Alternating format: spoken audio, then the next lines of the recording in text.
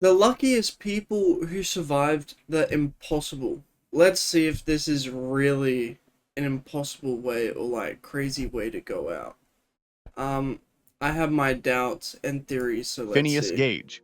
It was September 13th, 1848. Phineas Gage was a foreman at a railroad construction in Cavendish, Vermont, when the All right, unbelievable happened. He was using a tamping construction. iron to pack sand and clay into the hole above the explosive powder. But as he was doing this, he got distracted, and the tamping iron sparked against the rock. The powder exploded, sending the 43 inches long, 1.25-inch diameter rod straight through his mouth and brain. The rod perforated his left Oh cheek, hell passing no! through his left eye and the left side of the brain. The tamping iron landed point first some 80 feet away, covered with blood and brain matter. Gage was thrown onto his back and had some brief convulsions of the arms and That legs, but spoke is within that is insane. few minutes. He also walked with little assistance and sat upright in an ox cart for the three-quarter-mile ride to his motel in town to seek medical help. The Mhm. doctors were astonished and didn't believe what had happened. Despite losing his left eye and part of his brain, Gage was Mhm. able to recover somehow and was walking normally within 3 weeks after the accident. But it wasn't long until those closest to him noticed something was wrong. He went from a well-mannered and calm man to an aggressive one. His friends and acquaintances said he was no longer Gage. He started suffering convulsions a few months after the accident and died 9 years later at the age of 36 due to epileptic seizures. In Yeah, that's a rough way to go out, but at least he got another 2012, 9 researchers years. found that Phineas Gage had lost 11% of his white matter and 4% of his cortex, mostly in Mhm. the frontal lobes. Natalia Pasternak.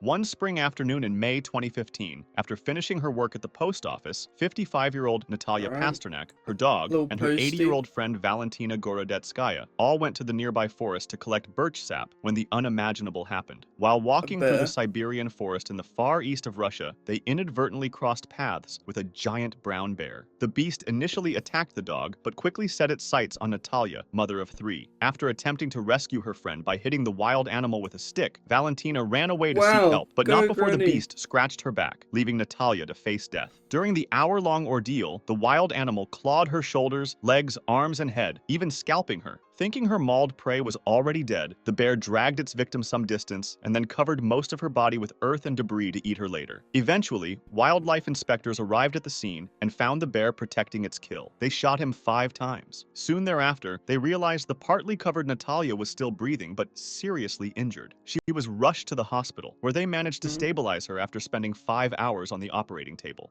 5 Juliana hours, Kupska. huh? Oh, On don't we get an aftermath? Man. Christmas Eve 1971, 17-year-old Juliana Kupska was flying over the Peruvian Amazon jungle with her mother when a Hell no.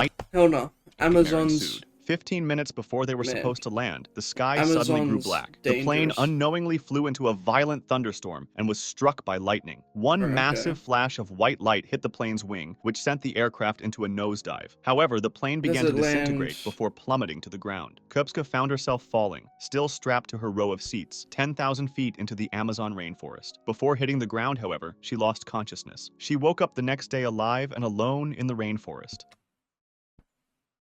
That is an insane chair. Her What the seats heck? served as a parachute which slowed her fall. The impact was also lessened by the rising current from the thunderstorm Kupska fell through, as well as the thick foliage at her landing site. She survived the fall but suffered injuries such as a broken collarbone, a deep cut on her right arm, an eye injury, and a concussion. Her nightmare was far from over. She was able to walk, but she couldn't see well after having lost her glasses during the fall, and she had to deal with the dangers of the jungle, such as Mm-hmm. jaguars, snakes, and poisonous frogs. Somehow, Yep. she managed to find a creek and followed it downstream, walking in the middle of it as it was safer than walking through the jungle. After 9 days alone in the jungle, dealing with severe insect bites, extreme hunger, and an infestation of maggots in her injured arms, she was able to find a hut with a palm leaf roof, an outboard motor with a large boat, and a liter of gasoline. She sucked the gasoline out and put it into the wound. The pain was intense as the maggots tried to get further into the wound. She pulled out about 30 maggots while suffering excruciating Ugh. pain. Exhausted, she decided to spend the night there. The next day, she heard the voices of several men outside. When they saw her, they were alarmed and stopped talking. They thought she was a water goddess, but once she explained what had happened, they treated her wounds and gave her something to eat, and the next day, took her back to civilization. She was soon airlifted to a hospital, where she Mm-hmm. recovered and reunited with her father. She later found that as Damn. many as 14 other passengers were later discovered to have survived the initial crash, but died while waiting to be rescued, including her mother. It was later revealed that the plane she was in at the time had a bad reputation because of some recent crashes, and adding to the danger, they pushed through the storm, even though it was unsafe, just to meet the holiday schedule. The airline lost its license and closed 11 days after the accident. Casey That's Wagner. rough. One That's insane. That's like a full-on survival story. That's kind of cool.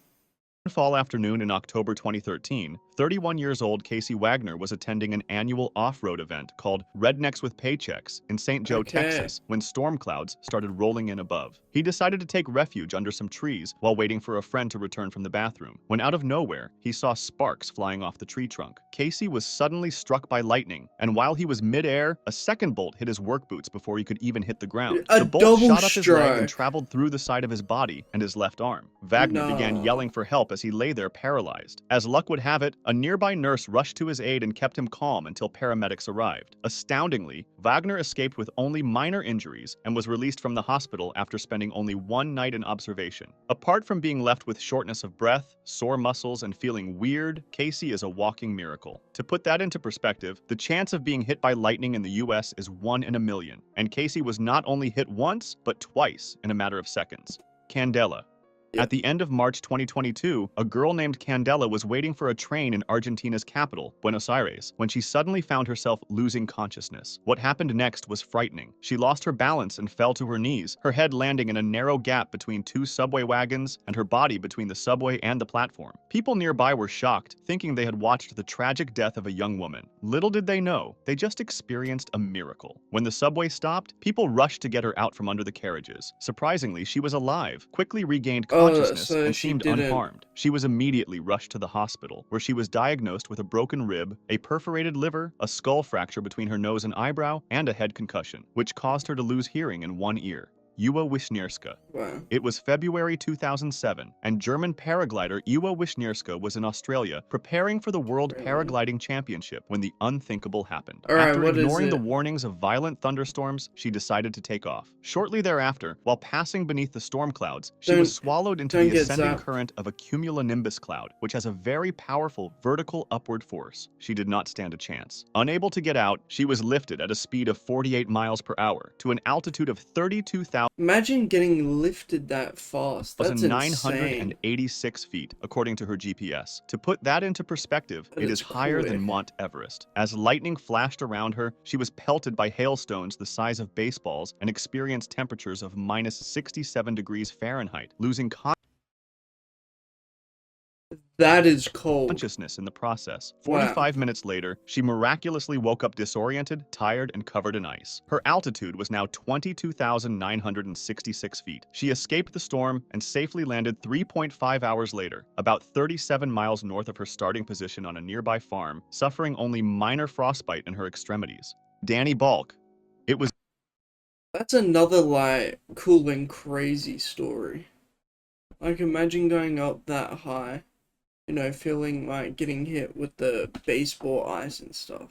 May 1980, and Danny Balk and his friend Brian Thomas were violently woken during a camping trip in Washington State in the Pacific Northwest. It was the eruption of Mount St. Helens, and the blast was heading toward the meadow they were camping in with 4 other friends. As they ran for their lives, looking for shelter in some trees when the day turned black, Balk was hit by a tree-flattening blast of heat and a shower of ash, mud, and ice that caked him in grit and pushed him flat to the Nice. ground. In seconds, he went from frozen to baked. When Balk got up, he Yeah. yelled for Thomas, then crawled into the river to soothe his burned hands and left leg in the river's warm, muddy water. He resumed his search, scrambling over downed trees until he felt a hand on his left shoulder that pushed him off balance. He looked down and saw Thomas under a tangle of tree limbs. Thomas had a broken hip, and the skin was peeling off Balk's burned hands. But somehow, Balk could pull his friend up to the top of the tangle just as ash started to fall. After that, they went looking for their friends. Balk and Thomas were still on the pile of tree debris 2 hours after the blast, with their shirt collars pulled over their noses and mouths mouths to screen out ash when Balk saw two of their friends, Nelson and his girlfriend Ruff, making their way through the downed trees toward them. The two men carried Thomas to the ruins of an old cabin where they built a makeshift lean-to and learnt that his other two friends, Terry and Karen, had died. Leaving Thomas behind, Balk, Nelson, and Ruff then hiked out seeking help. But Balk was barefoot during the whole ordeal. He had been scrambling Right, from downed tree to downed tree to avoid hot ash. Luckily, they were spotted at about 6 p.m., more than 9 hours later after the nightmare began, by two rescue helicopters. Balk didn't forget about his injured friend and guided the rescuers to save him. He was airlifted to St. John Medical Center in Longview,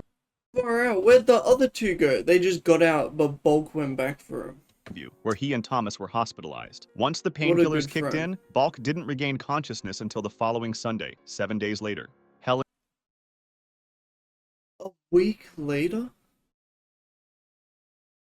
Man, he used up luck.